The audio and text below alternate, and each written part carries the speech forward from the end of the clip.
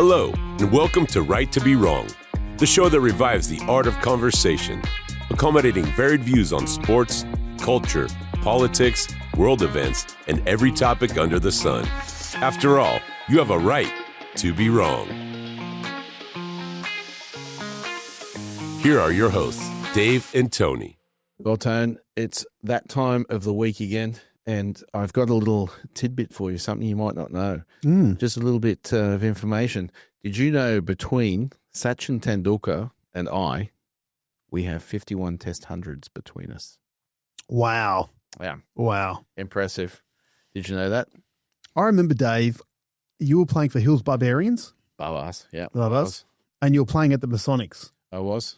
And in the lead up to a certain game, you cutting my hair or us talking, you'd been telling me you'd been in some pretty good form. I had. Tony, I smoked a 64 last week off 46 balls, mate. I was carving it up. They can't get me out this year. And then the You next got a week, good memory too. Actually, I think it was 63. But and then anyway, I kept going, you know what? F this. I'm going to go watch the big man play. well, we were playing just up the road from That's you. right. So I walked up Jasper Road and Masonics, and what do you know? Dave comes out the bat just as I get there. Boob. And this guy who was bowling, I forget his name, but you told me after the game he was actually had a bit of rep experience. Yeah. And he sent your off stump flying, I reckon, about 4 balls in. You did. And I've gone, mate, this guy talks a good game. That's all right. And People say you're only as good as your last game, and it sounds good in theory, but that means Bradman's as good as zero. I think you and I also famously shared a indoor cricket Yes, season up at Castle Hill as well. we did. And I actually remember there's a guy by the name of Paul Scurry, if you're watching. He played New South Wales second 11. He might have played in the first. I think at the time the only reason he wasn't in their bowling attack was it was like Brett Lee and Stuart Clark, Doug Bollinger. Yeah. So basically it was like, and these were the days they used to play a lot of Shield cricket. And I remember seeing Scurry because he was a client as well and saying hello to him. And I remember saying to you, this guy's quick. He can bowl. You don't play a lot of cricket. I suggest that I just hold the strike and, I'll face him when he comes on because I knew he'd bowl when I was batting.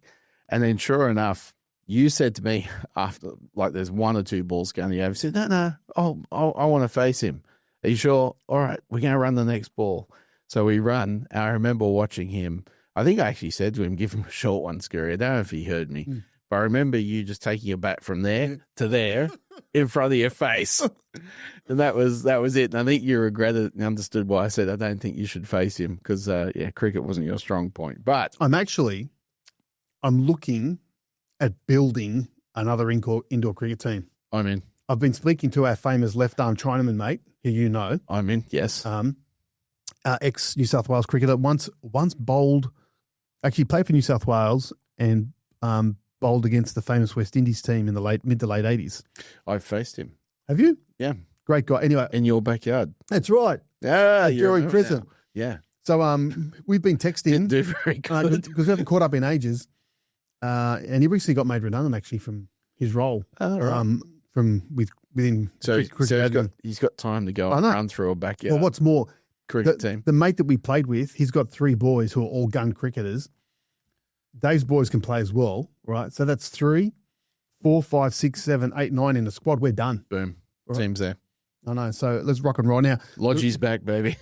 So the reason, Although I'm a fair bit fatter, I don't know if I'd be rolling the arm over too quick, and I don't think I'd be moving between the creases too quickly either. I know, but so Rory, one of the guys, his sons actually played at a decent level. Like they played for Parramatta. Yeah. And one of them, I reckon, could he'd be giving you a bit of chin music, not you. He'd be giving the opposition a bit of chin music. I'd literally stay as a reserve the whole season just to watch us carve it up and for just to me to pick up my winners trophy. Actually, one of the games I remember the most when I was playing, Wayne, I can't remember his last name. He was between first and second grade. He's only a young guy. And like 18, 19, he was going up between 1s and 2s. He was that kid that sort of didn't turn up to training as much as he should. Otherwise, he would have been playing first all the time. I remember opening the batting with him in an indoor game once, and we walked off after the 4 overs with 101. And it was the sort of game where I'd hit a couple to the back net, played well, hit 37 myself for 4, but he hit 64. I think he hits like 7 sixes, and it was just magic to watch this kid. Warren Ashton was his name. So this kid just took apart this team, and I was just, when he turned over the strike, it was so easy, just banging the other side net, and then loose ball just go down the back, and Warren would come back and smack. So there's some talented kids out there. So actually, one more story. I've got a few stories. Go on. I remember playing outdoor with Sydney Uni old boys. And anyway, I turn up to this game. I've been stuck in traffic down at Rushcutters Bay, get to this game. Just in time, the captain says, Lodgy, you can open the batting. You're opening with Renee. I'm like, I don't remember any Renee. We don't have Renee. Who's Renee? I look over and there's this guy like in his 70s putting on the pads. And I said, look, I know this is like old boys, but every now and then you got these young ones that, for whatever reason haven't been picked in grade and they're a bit quick. I mean, this guy's in his 70s. He's going to get hurt. He says, no, he's all right. He's an international. I go over and talk to him. I pick up a Dutch accent. I'm like, go back to the captain. International what? Soccer player? He's wearing clogs? Yeah, he's wearing clogs to bat. Anyway, we go out and open the batting. He's very solid, right behind the ball. He's not whacking the ball around anywhere. I get bowled for about 3. That terrible game. So anyway, don't get to talk much to him when we're batting. It comes time we're fielding. We're walking out together. He's putting the keeping pads on. I'm going the first slip. The first ball, he's standing up to the stumps. Now, again, some of these guys were still going 115, 120, maybe 125. We did have a guy that was a net bowler when the Indians were out here. So, some guys that can bowl. And I get talking to him, and he's just smooth with his hands, very smooth. I'm like, Renee, you're from Holland. Oh, yeah. So what brings you out here? He says, every year, 6 or 8 weeks, I come out to Australia. I play every game I can. It's got to be on turf. He goes, I used to play for Holland. I said, really? He said, yeah. Remember the 1964 match where Holland beat Australia? He goes, I was a keeper. I stabbed Norway Neil. And that's the match that Bill Laurie used to talk about all the time. Where he'd say, don't underestimate anyone, my friends. 1964, we got beaten by the Dutch in a one-day game. Well, this guy was the keeper. So here I was thinking that this guy's going to get hurt. And he's got no CC batting average of like 50. He played 17 international matches. And so Renee Schoenheim. Renee, if you're still around, is a dentist. If you're still around, buddy, don't remember that day. I remember playing those matches with you. It was fun. But on that note, we're talking a lot of cricket. And why is that, Tone? Because I need to share with you my highlight of my cricket career. Famously took 4 for 7. You? 4 for 7 at Ollie Webb, just down the road here. Who are you playing? Just down the road. Were you playing the Blind Society? Sure, Grange Public School was playing Parramatta West. Took the bell out of the ball. And one of our subscribers, I'm sure one of our listeners, Niels, are out there. He's out there. Wang Chung is out there. I know he is. He was there the day I took 4 for 7. Wow. I destroyed that team. I can't imagine you taking 4 for 7. As a cricketer, you're a very good soccer player. It was fast, medium, ordinary. Yeah, there's a lot of that running. Still managed to get 4. So Dave, what brings us here today is to have a chat around cricket, but specifically, I thought it'd be interesting to look at. You and I grew up at a time, Dave, when Australia was good for a bit, then they were pretty bad. And I grew up watching cricket in summer, and we're leading into that time of year now, so this podcast is timely, where I'd always get excited about which countries were going to come to visit Australia to play cricket. And at the time, I used to get super excited when the West Indies would come out. Love the West Indies. Because back then, there were these guys who just looked like they were on holidays. So cool. I think they were. With the gold chains and the bracelets, and nothing ever flustered them. And then Richie Richardson coming out to bat at the whacker with a floppy hat on. You just think to yourself, these guys are just uber culture, uber cool, all right? Well, Viv. And they're bloody good as well. Right? They're outstanding. You know, I've actually recorded an interview with Michael Holding, but it's audio only. And we haven't released it. I did it with Gary, and I'm not too sure what we're going to do, but maybe you should put it together, and I should release it. Whispering death. Whispering death. So we asked him how he got that nickname. Go on. Oh, well, no, I'll leave it for if we do it. Fair enough. So the only thing I will say that I will say out of that episode was he spoke about World Series cricket, and he said that the World Series cricket was the toughest cricket he ever played. He said it literally was the cream of the cream. And he said it was very easy. It was a very easy decision for him to sign on because he said at that time, he said when he was doing like a 3-month tour and you'd be playing like every county or every state and then you'd play every test match, he said 3-4 months he was getting equivalent of $600. This is like back in the 70s.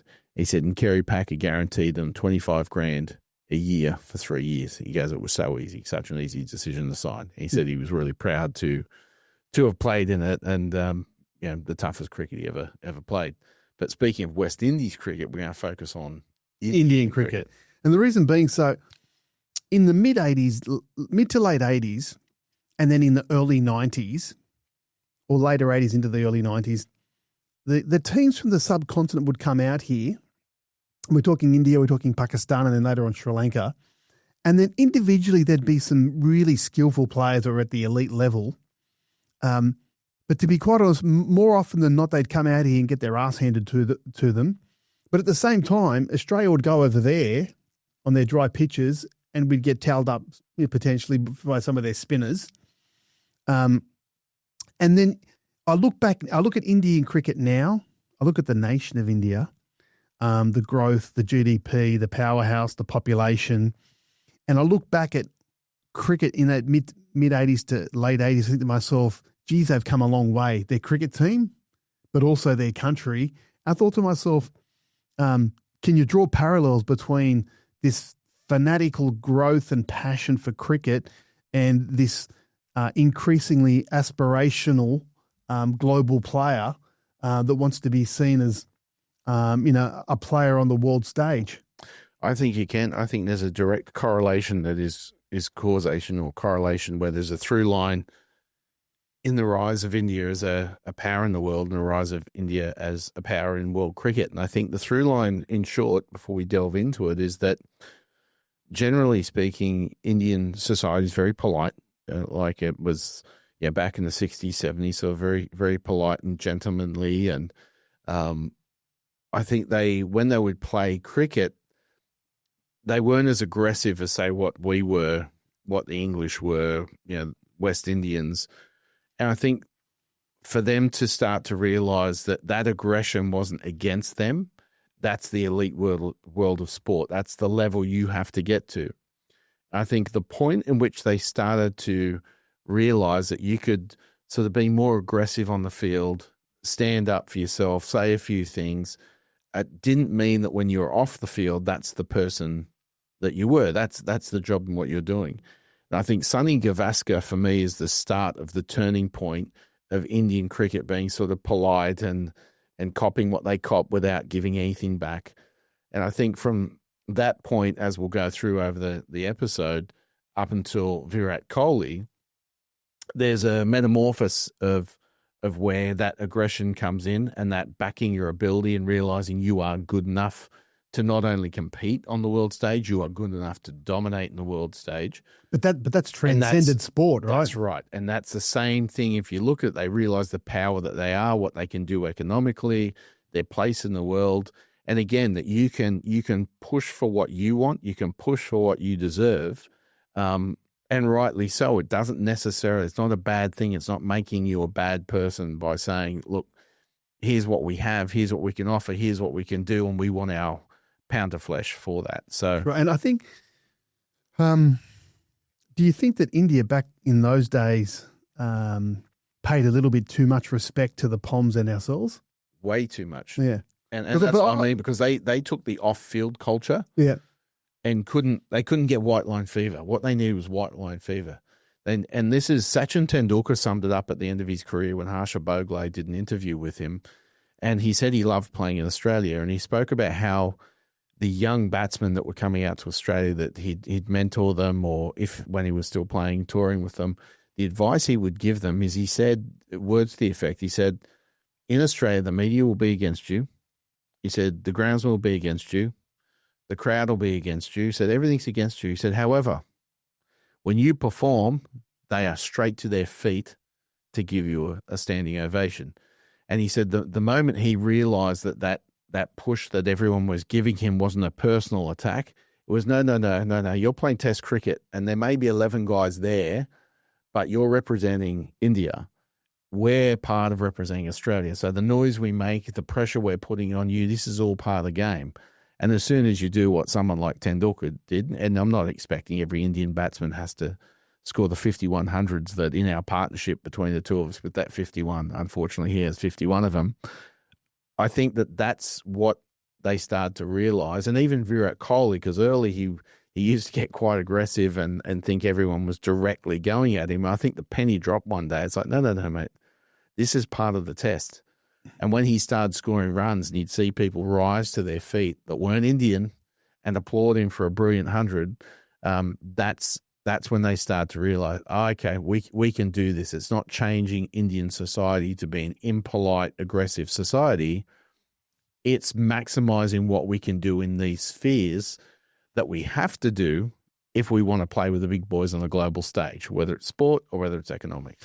So it goes back, Dave. In 83, I'd actually forgotten this. The Indian team actually beat the West Indies and won the World Cup, the one-day World Cup. They did. It was huge. I think that was Ravi Shastri played in that team, didn't he? I think so, yeah. Sure, because that was one of the things. But it was like coaching. The Sanjay Mandrake, was he the captain? Who Kapil Dev? Kapil Dev. Kapil Dev. Great Kapil Dev. So Kapil Dev, this Indian all-rounder, his peer in the Pakistan team at the same time was Imran Khan. Both these bowling, there batting. There were gods of cricket in that period. I know. But it wasn't, for me, the thing about what I think is being lost in cricket, or at least in Australian cricket from what I see, or Australian, Indian cricket, English cricket, the two things are happening. We're killing the characters of the game because, people get interviewed and everyone says the same stuff, like they're too media trained. We don't want to hear what some people really think or say. And we're overcoaching. If someone has an unusual technique, we want to coach it out of them because that's not textbook. I think that's not happening all around the world. And maybe Steve Smith might change that in terms of batting. But you look at Shiv Chanderpaul, that averaged 50, that, by the end of it, he was nearly facing up to the square leg umpire. Steve Smith, his technique is not usual. Jasprit Bumrah as a bowler. In Australia, if we saw a young kid bowling like Bumrah, we saw a young kid batting like Smith, we'd try and coach it out of them. Yep. And then, of course, the personality we're taking out of someone. Like, I don't know if Australia will see another Shane Warne in the current climate.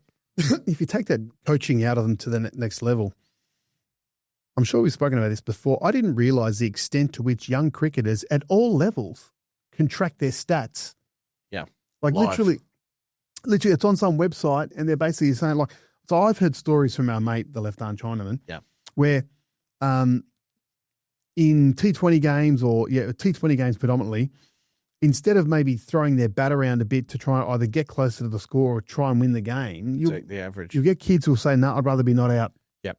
Because it goes up under this. So I'm just thinking, where's the desire to win? There's not. Our Australian cricket, I think we're, once this current team starts to retire, I think we've got a big problem in our hands that we're going to be back in the period of when Marsh, Lilly and Chappell all retired together.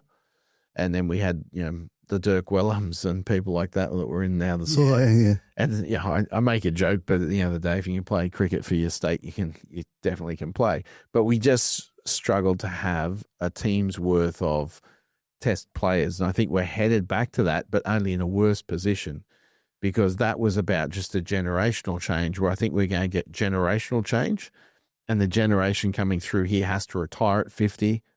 They're playing for their averages, all this sort of stuff. That's not happening in India. If you think the 13-year-old kid that's, on 49 off 54 balls thinks the next single he's got to give someone else a go, you're kidding yourself. That kid, to make it out of the billions of people they have, that kid needs to be showing at 12 or 13 he's already hitting double hundreds. Yeah. He needs to show that he can bat that long, he can do those things. We're taking that away from our guys. Now, obviously, T20 cricket also changes things. But if you're coming through and it's naturally built in you that 50 and you retire, where are you starting to develop those things mentally to push through and, refocus again past 50? I've got to get to 60 and then I've got to get to 70 and I need to learn how to build those big scores. And in the inverse correlation, as a bowler, how do you learn to find a way to get out the guy that's already on 90? because you don't face him anymore. It's like, I'm glad. In fact, you nearly got to wonder. Some teams out there just bowl a couple of loose balls so he hits 2 fours and gets off, and let's get the next kid in. By the time he comes back, they're 9 for not many, and we'll get the guy at the other end anyway. So, and this is part of our wokeification of our Western society, in that taking away the resilience and the toughness. Where in India, you need to be so unbelievably good just to be playing Ranji Trophy regularly. Yeah, I get it. So, Dave, they won the World Cup in '83. Massive source of national pride. Sponsors, broadcasters come in. The next decade, the Indian economy starts opening up. And then in the 90s, you saw the start of Tendulkar's career, and he took it to the next level, yeah? In terms of... He did, but as a player, not as a captain. I think part of the big change has been not only through the talent, but direct captaincy. So I think when Sonny Gavaskar is upset at one of the decisions and he wants to take his fellow batsman off, I think he walks off and he wants the team to boycott the game. Now, as much as that was the wrong way to go about it, and thankfully he was talked into coming back on the field and finishing the game, I think that's the point that the Indians start to sort of stand up for themselves, rightly or wrongly, on that decision. But they start to stand up for themselves. And I think by the time they get to Sourav Ganguly, who's, a little bit of needle, does things like leave Steve Waugh out there waiting for the toss and a few different things. But he's starting to realise there are mind games at that level. And then, of course, Virat Kohli probably becomes one of their most aggressive, both tactically and personally. Oh, yeah, because MS Dhoni was the bridge between Ganguly and Kohli, right? Yeah, well, there were other captains as well, like Anil Kumble. And Dravid. He was too nice. Yeah. Dravid, gentleman, too nice. And the man Sachin Tendulkar wasn't a good captain. Yeah, and the man with the best name ever for cricket, VVS Laxman. Can you say the whole, what the VVS is? No. I've got no idea. Neither can I, but it's like a whole alphabet. But see the difference. So when you talk about some of those guys, I know Kumble's one of the all-time great spinners with an incredible record. Tendulkar obviously speaks for himself, but they weren't good captains. They couldn't take India that next step to become the powerhouse, but they could produce as players. Because Kohli timed his run perfectly from a career perspective, right? In terms of profile, became captain, and then the IPL revolution happened in, I think, 2008, 2009. And then again, economically, that took that game in the BCCI to the next level. I remember, Dave, you used to subscribe to it, right? Remember the draft matches, or the lottery they used to have, and the people getting paid. Yeah, they bid for players. And for me, when T20 cricket started, I wasn't originally keen on it. And in fact, the only reason I started watching IPL is Brett Lee was coming back from injury, and he hadn't played. And I wanted to see how he was coming back from injury as playing the IPL. And I think he was bowling it was something like, Ricky Ponting was batting. I think it was like Herschel Gibbs at the non-strikers end, and Kumar Sangakkara was keeping with Mahela Jayawardene at first slip. I went, there is no way I would get to see that combination if it wasn't for sort of something like the IPL. Yeah. And that's when I changed my mind to it. Not that suddenly I went, 4 overs from a bowler, 20 overs from a batsman. It was just the combinations and at least seeing greats playing against other greats that you wouldn't see unless it was a test match. Yeah, no. It was, and even then, you wouldn't see like Brett Lee bowl to Ponting. I know. So we've talked. We will talk a bit more about India in terms of the alignment, in terms of the growth of cricket and the Indian economy and how Indians see themselves on the world stage. And I think that changed through cricket. At the same time, in the 90s, Dave, I remember the Sri Lankans won the World Cup in 95. I think it was 95. They won it at home. Yeah. I'm pretty sure. I think it's 95 because we won 99. That's right. And I remember Aravinda de Silva. Yeah. And then a bit later on, Jay Surya. Arjuna Ranatunga. Yeah, but Arjuna Ranatunga, he's the one, right, who stood up to some of the Australians. And sometimes it was like almost, quasi-confrontations on the pitch. where he just wasn't going to cop their crap anymore, right? The trouble is they didn't kick on from that. I know. And it's a shame because their raw talent is the same as sort of India. It's the pathways. The difference is when those captains, when Sonny, Surav, those guys in that period were being that way. The same thing that was happening at the same time is they started to set up their pathways better. So you weren't just getting into a test team because you're from the best school or you're the right caste. They started to set up pathways that performance was what got you into the team. So there was a complete massive shift all going on at the same time. And as these guys are being more aggressive in their game personally and trying to take the team with them, the results started to come. Yeah. So off the back of that, they're saying, well, this works. So if it's working, let's keep doing it. Because look at someone like Harbhajan Singh. He was very sort of, for a spinner, he had the attitude of a fast bowler. Yeah. And he used to really get under the skin of the Australians. And I used to love it because let's face it, right? We like someone that gives back to us what we give. Oh, no. There's a begrudging respect, even if you're losing. It's like, oh, how dare you, Australia.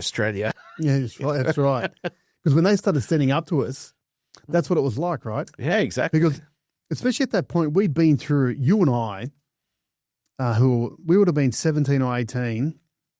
He might have been a tiny bit younger in 89 when Australia won the Ashes back in England. And I remember being up at night watching Terry Alderman just carve them up, right, in that series. LBW after LBW. And subsequent to that, Dave, we went through a period of 15 years where we just dominated. Yeah. Right? Test cricket, we owned it. We had a freak of a side. That's a freak of a side. But then some of them got a bit too used to winning, right? And had a touch of, I reckon it was a bit of arrogance. And that culminated in the whole Michael Clarke. I remember Michael Clarke, there were stories about him not hanging around after a test just victory. Just get the team song. Because he had to catch up with Lara Dingle. His bikini girl. That's right. So at that stage, I developed a bit of dislike for the Australian team. I just thought they were a little bit too cocky. So when the Indians started fronting up to them and giving it to them, I'm thinking, well, fucking good on them. Well, I think a lot of Australians did. I think there was an element of that team that started to rub on the Australian public, and it was that people are starting to play a style of cricket that has won us a lot of cricket, and you're getting upset about someone playing the same style of cricket you are. You're upset about someone giving you a little bit of chirp and see if they can get you off your game. I know, but like mine, there were some players in that team, and I'd always go back to this, and here's where I sound like old man screaming at the clouds. I used to think to myself, I remember what Alan Border did to get a 50-plus average in Test cricket. Yeah, you go out, we'd be 4 for not many. 4 for 20, and who's coming in? Yeah. Michael Holding. Yeah. Right? And if it wasn't Holding, it was Garner. If it wasn't Garner, it was Marshall. That's right. Yeah. And that's where he manufactured his 50-plus average. Yeah. And then you looked at that. And if they were playing Pakistan, then he'd be Imran Khan. And that's right. I think he caught the early careers of Wasim Akram and Waqar That's Yunus. right. And if he was playing England, he's still at Fifi. And that's right. So everywhere he went, he had to do it against a quality. I know. Quality attack. Whereas at the back end of that period, where even New Zealand with that, the Australian cricket team would just get, I think, just a tiny little bit arrogant. There were blokes in there who ended up with averages plus 50 in Test cricket, and I still look at it now and it fires me up. Well, they're not worth what AB's 50, I know 50 was. I know. And that's and a few things, right? Better bats, shorter boundaries, flatter tracks, weaker opposition. For me, for example, like there are some guys with good averages I think are earned, and there's others. If I had to arbitrarily come up with a number, I'd say they're about 5 runs better than what they are. So I'd say there's a lot of guys that are probably a 45 to a 48 run average that are sitting at 52, 53. But then there are others too that I think Ricky Ponting's average is like 53. And it's lower than what should have been because he probably should have stopped that 18 months earlier when it was still like 58. Yeah. 58, 59. But I remember Steve Waugh. Steve Waugh's average was in the 30s for quite a long time. Well, he didn't his first test century for like 20 tests. But then the back end of his career, like again, at the back, like he must still have bruise marks from Curtly Ambrose. Actually, I got to share this thing with you. on Instagram, there's an Indian guy at work. He's a great guy, and he's always sharing stuff with me, and I respond to him. So the algorithm goes, oh, you know what? I'll give Tony some more cricket videos.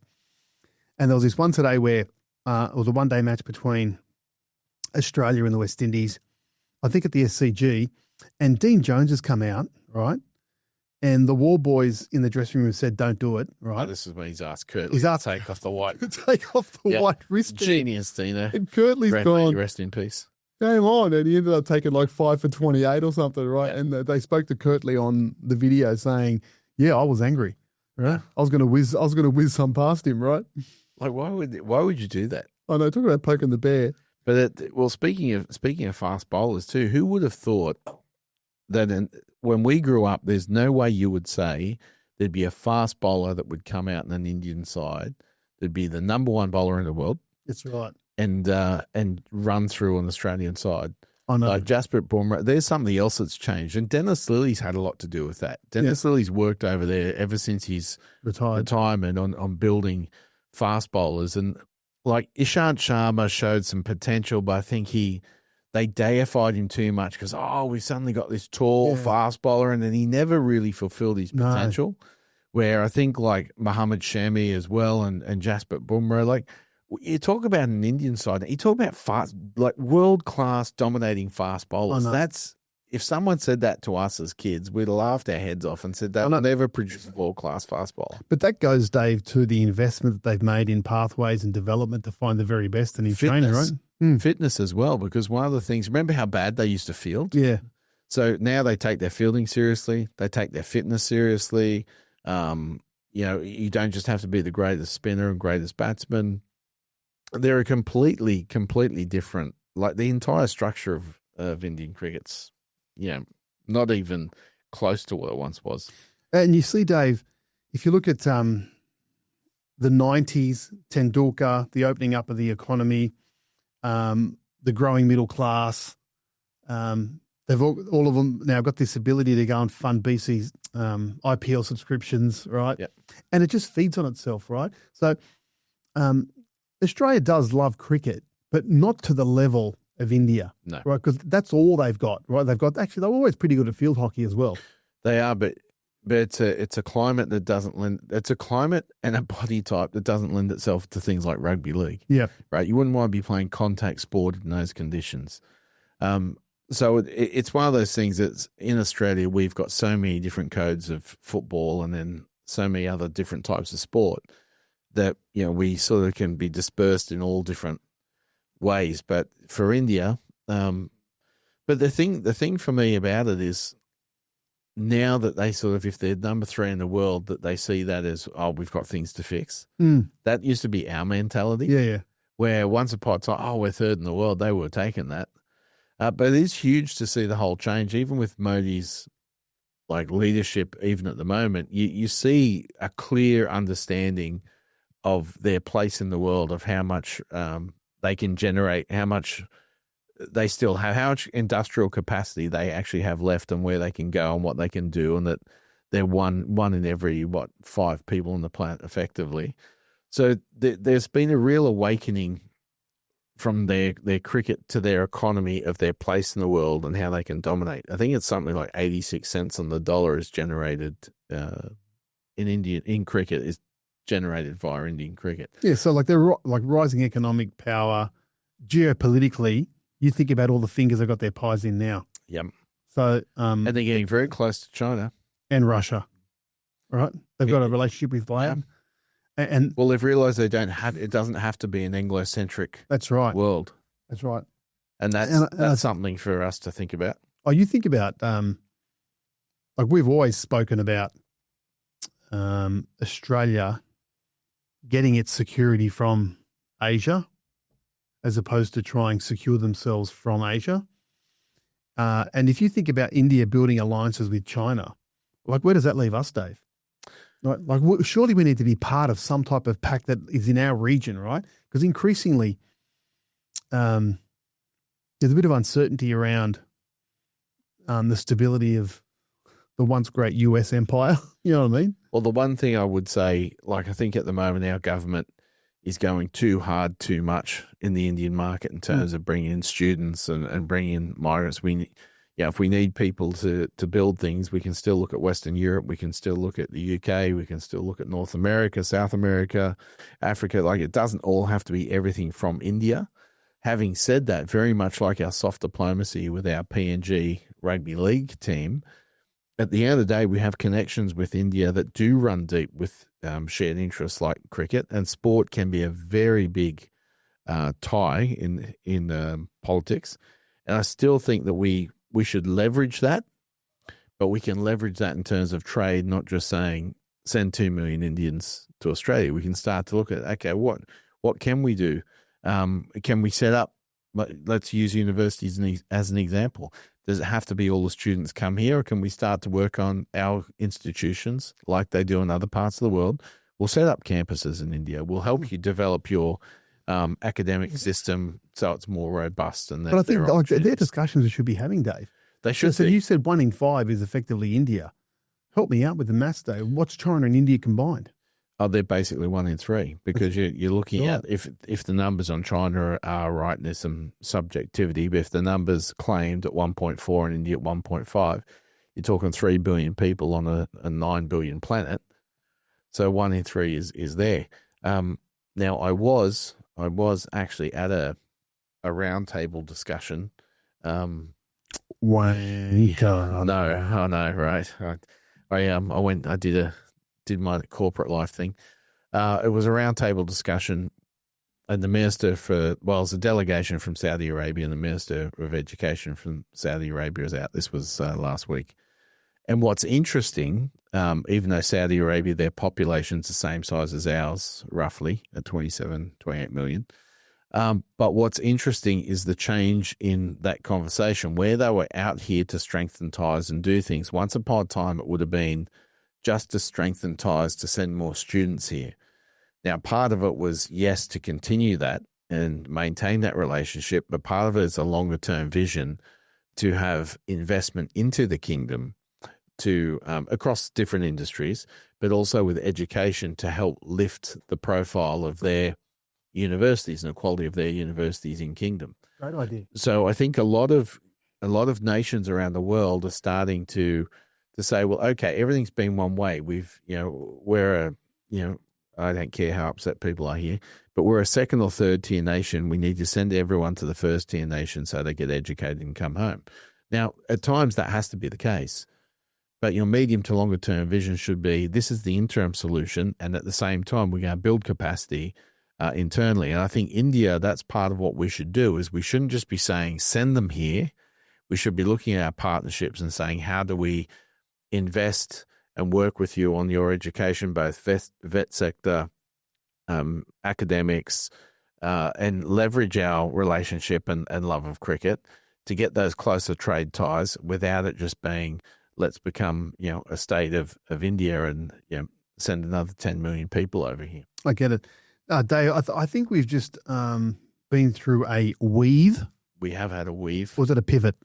No, it was a weave, because we're back to the story, because it still links on how, the correlation of the rise of Indian cricket with the rise of the Indian economy. That's right. Now I just want to go all cricket nerdy at the moment. Let's go full. Because I remember some of these games we're going to talk about as pivotal games in terms of India planting their foot down and saying, "Nah, we can compete with the best." Let's not talk about being 1-0 up and losing 2-1 because we. That was Steve the one day. Declares Steve Waugh. That was also that. Sorry, he didn't declare. He enforced the follow on. That's 2001, Dave. Yeah. So that's after following on. Laxman scored 281. Dravid scored 180. Yep. And they put on 376. I remember watching that, thinking, "What the hell's going on?" And Harbhajan Singh took 6 for 73. And they turned a 1-0 deficit into a 2-1 series win. I think in game 3, Baji takes 8, doesn't he? I think so. In the third game, he ran through them as well. And a lot of people see that as like a pivotal series in terms of their start, the start of their quantum dominance. Well, I think that's the start in which they don't give up. They believe in themselves, and that's a big thing on the world stage at that level. It's one thing to play good cricket. It's another thing to really be staring down the barrel of a series loss, enforce a follow-on and go out and do that. So, yeah, I think it was pivotal, which, by the way, you can, for the rest of the podcast, you can add a R to my name and call me Dravid. So Kumble took 8 wickets in a test match in Sydney in 2004, including a crucial spell on a flat track. India drew the series, 1-1. I remember parts of that one, but then the one I want to talk about in a bit more detail, Dave, is the 2008 test match. So Australia was chasing a record equaling 16 consecutive test win. If you recall, it was at the SCG. And Australia first innings 463, and Andrew Simons, rest in peace, scored 162 not out, but survived multiple umpiring errors that went against India. Mm-hmm. Hayden also contributed with 124, which probably propped up his 53 average that he never deserved. One of those batsmen that's done well. Well, actually, just a little quick weave. That's why I was happy when Brian Lara took the record back, because Matt Hayden had 385 against Zimbabwe. That's right. And I think if you're going to be holding big test score records, it's got to be against someone. That's right. And I think Lara then turned around and did it against the English. That's right, he did. Took it back. Absolutely. So in that test match, Australia 463 first dig, India 532. Australia declared. Run-fest. Think about it. 401 for 7. So they're 3 innings in and they're up to 1,400 runs. Yeah. Right? Amazing. That's a flat track. So they set India 333 in 72 overs. And I remember India were tracking well, right? And then into the start of the last session, Michael Clark, I think Ponting put Michael Clark in. And I remember that last wicket they took, which was Ishant Sharma. He was only young. It was his first series out here. He would have been 19. And they would have had literally, help me out, Dave, bowler, wicket, 9 people around the bat, right? He was all crowded in and they were pressuring. And but we had nothing to lose, so they throw it to Clarkey and his left armers and hope that something comes off. And that was also the game where I'm not sure if he was charged or they ever found this, but there was allegation that Harbhajan Singh had used a racial term against Andrew Simons, right? So, Monkey gate. So that was 2008, Dave. So subsequent to that, they just continued to climb, right? Well, that series, I think, when Ishant Sharma comes out, that's when they think they've found their first real, genuine fast bowler. Because remember, he troubles Ricky Ponting. I think he had him LBW. He had him caught behind. He was beating him. But then he never kicked on after that. I think he averaged around 30, 31 in Test cricket, but it was looking like he was going to be one of these fast bowlers that averages 25, 26. But it just didn't happen. A little bit like Kemar Roach for the West Indians. Came out and troubled the Australians young, and then never kicked on. I know. Who are your all time best Indian players? Like for me, Gavaskar, right? Kapil Dev. This is all back my era. Ravi Shastri, right? Yeah, Ravi Shastri's numbers aren't huge, but he had that aura. There's something about Ravi that what he brings, even as a coach, there's something he brings that, and I think he's one of those guys with that aggression, talking about learning how to give it back and not take a backward step. You know, Ravi was probably one of those guys that did that really well. He set the tone, right? Yeah. And then more recently, like Laxman in that innings that he did, but that was a one-off. But I genuinely enjoyed and respected Kohli's approach to cricket, right? It was in your face. It was very Australian. And it was, F you, right? Oh, if you took Virat Kohli and put him in and called him Virat Lodge that's right, and sticking him baggy green, everyone's raving over this guy's aggression and style. And that's right. You know, that's one thing we've got to learn to deal with is if someone Australian's Australia, just respect it. And accept it, right? Yeah, they're playing our style of cricket. With another test in 2021, Dave, it was in Sydney as well. So chasing 407. India looked doomed, right? And then Pant, 97 off 118. And then a partnership between Vihari and Ashwini. Yeah, they smacked over 40 overs. They put on, I think, about 128.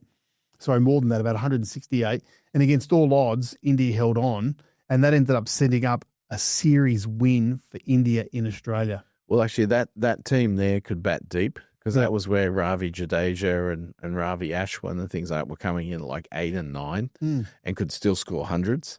That was a tough team for us. Yeah, actually, I always had like all cricket nerds, there's a few grounds you want to go and watch cricket at.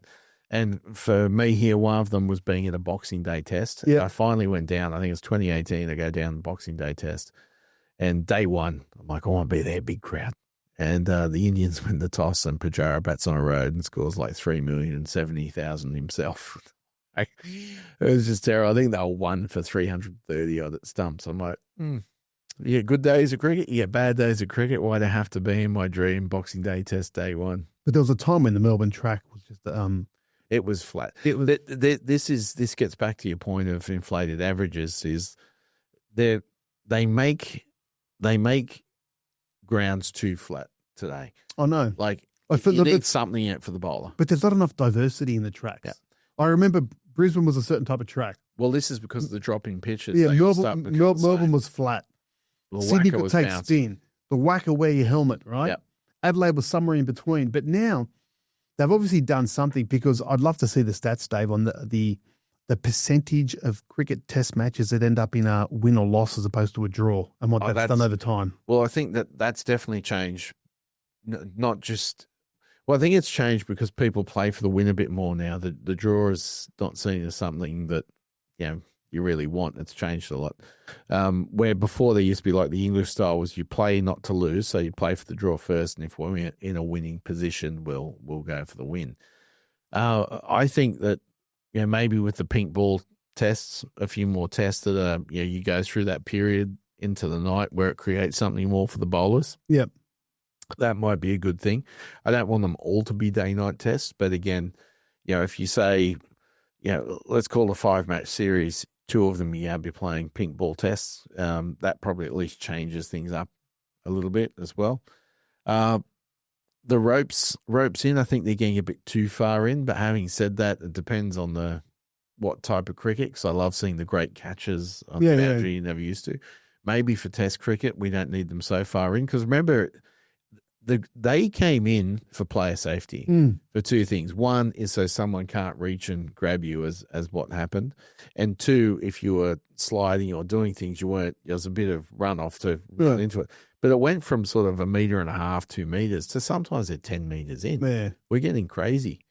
So, and then bats as well. They probably need to do something around bats that, yes, okay, better bats, but we're getting to where it's too far. If you can edge balls are going for 6, that's probably a bit too much. It's one of those things, and that I watch a fair bit of baseball, but largely speaking, the averages of batsmen or the ERA of pitchers 60, 70, 80 years ago, you can still compare to now.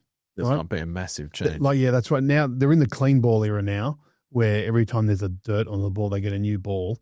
Although one would argue in the 1920s, 30s, Bradman racks up 99.9. That's right. So why are people not averaging 120 now? That's right. Absolutely. So there is an element still there, skill. I agree. But I look back and I remember some of the other teams that used to come out. Obviously, for me, the Windies was the pinnacle. I remember my desire every time the Poms came out, he just to whack them. Right. Yeah, and then when we started beating them in the Ashes, because in 85 we had them on the ropes, and then both of them played a series out of his ass. And I think the 3rd and 4th test match, one at Headingley just took us apart. So when we went back there in 89 and then 93. When Lilly and Marsh have a bet on the Poms that we get you suspended for That's right. 2 years. That's right. If not more, banned for life today. That's right. But we went through that era where we started kicking them, and it was so enjoyable because at that stage I'd started working. We're working with lots of English people and just giving it to them. Yeah, well, now I think the great rivalry for Australia is, the Ashes is still there. It's still huge. But I'd say Australia-India, particularly given our demographies, absolutely taken on something, probably overtaken it. For you, who's the better batsman for you? Is it Tendulkar or is it Kohli? That's interesting. Like technically, I would say he's a more classic Indian batsman, Tendulkar. A bit more wristy. You know what I mean? Whereas Kohli was a bit more. There's a little bit more power in it. That's right. That's right. So, but I enjoy both. Like I actually think Tendulkar technically one's got a bat for your life. Who are you picking? Bat for my life. Yep. And I'd pick Kohli. Really? Because the only reason I say that is because he's got more of a killer instinct. Yeah, but if my life is on the line, people could rile him up a bit too much. He could do something a bit silly. Potentially, yeah. I think Sachin was a bit calmer. Yeah. So Sachin would be who I'd pick. Bowlers, geez, there's been some great spinners. I really like Jasper Bumrah. I know could be seen as recency bias. I know. But he's just so out of the box, right? One thing I love. Well, he's troubling batsmen that grow up facing quicks. I know. Like it's normal. Australian Test batsmen shouldn't have trouble with quicks unless you're talking about you're the West Indies side of the 70s, 80s, that the guy that's number 8 in your bowling lineup that can't even get a run is outstanding, right? So unless you've got this pure pace battery where it's fast, just brutal, to me, Australian batsmen shouldn't struggle against pace. And Bumrah is making them struggle. But one thing I love about how he bowls, and it reminds me of Richard Hadley, he makes the batsman play. Yeah. Right? It's not me loose deliveries. He just makes them play. Wide, yep. That's right. There and thereabouts. I remember watching that Curtly Ambrose video today. One of the commentators goes that Curtly Ambrose is bowling in a post box outside off stump. Right? There. It's there and it's there. Curtly's average is like 20 point something. He was amazing. That's phenomenal for a fast bowler, especially who he bowled to. And I remember when he had to get separated, he said something to War. War ended up scoring 200 against him and on some deck. And someone was pulling, was it Richie Richardson? Richie Richardson was pulling the park because he wanted to go War. And War's basically telling him to go and fuck himself. Right. Yeah. But that was on a deck that was bouncing left, right, and centre. I think he hit Steve Waugh 11 times. That's right. Right. So he's earned his average. Right. You know what I mean? Steve Waugh's average is definitely well earned. Yeah. He didn't. So Sachin Tendulkar's, because when you look at it, I remember walking into I remember playing Tone on the SCG, a couple of games, charity games on the SCG. I remember walking into the away dressing room has an old wardrobe, an old timber wardrobe that's there. And I saw it, and there's like anything memorable that happens there, match there, the away team have like written it on there and signed it. So it's an unofficial honor roll, but it doesn't have hundreds and fifers. It's like Jeff Marsh pair on debut, wow, things like that. So it's just memorable things. And I remember seeing like Sachin's name and different things. So if it was 100, it'd still be there as well. And you just think to yourself, he came out and he played against a great Australian attack. So it's not that, like, when you start pulling apart averages, you can see where people fill their boots and different things.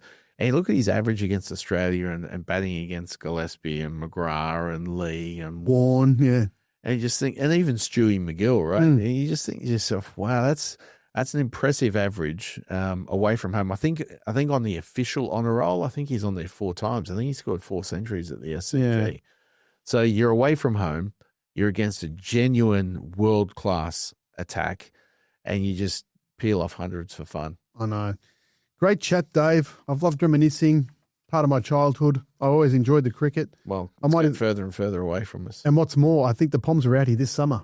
They are. In November, we've got another Ashes series. Nothing like beating the Poms to lift your spirits over an Australian summer. Maybe you and I need to get, Test match, the game. Yes. Maybe we need to set up here and live stream of me playing you on Test match. Dave, there was a commercial for that. Actually, there's a little takeaway coffee shop where I dropped Dom off to get his bus in the morning, and just in the hills here, and he's got all this 70s memorabilia. He's got the $6 Million Man doll. Love it. He's got a Test match game set up, right? It's just amazing. And I said, boys, see that game? The bowler, you'd press his arm forward and scoop forward, and then the guy at the back with the bat would be knocking it forward. Oh, how good. You get too excited, you drive forward and you drive the whole freaking felt. The whole felt would just go on them. But today, people would all get upset, it's all racist, but as kids, because as we've mentioned, we idolised the West Indies. So we had 2 sets. Like I had one, my mate had one. So you had 2 sets of fielders, and we'd burn the fielders' hands and face just so they look like the West Indies. And today everyone, it's racist. It's like, no, we were like 10 and 12 years of age, they were guides to us. We want to be them. We want our match to look like it was there. Yeah, I know. So, I should release that interview with Mikey Holding. It's 2 hours long. It's a good one. He was very, very accommodating. There's a funny story in there about me at the SCG in the game and seeing the West Indies players after. But that's something that I think we need cricket Australia needs to start with. Stop making everyone automatons. You need your kids to look up to these guys as idols again. Indian cricket now is super strong. West Indies cricket needs to get back to it because to me, if West Indies cricket's strong, world cricket's strong. Yeah, absolutely. They bring a flavour to the game. And this is probably where the Indians do too. This is one of the beauties of cricket being global. There's just different styles and different flavours that come about with the way people play. And I'd love to see West Indies cricket back to those glory days with the modern Viv, the Gordon Greenidges and the Haynes. I know. The big cat Clive Lloyds, and then a barrage of fast bowlers that coming at you. Yeah, you're number 11 and the 10th, the 9th wicket's fallen, and you're just, I think I've done a hammy. Let's declare, Cap. I think we need to declare. I know. But anyway. Great chat, Dave. What do we always say here? You have a right to be wrong. Thanks for listening, everyone. See you next week. See you, mate. Thank you for listening to this episode, and we hope you enjoyed it. Like us on Twitter, Instagram, Facebook, and TikTok. Please leave us a review on Apple Podcasts and Spotify.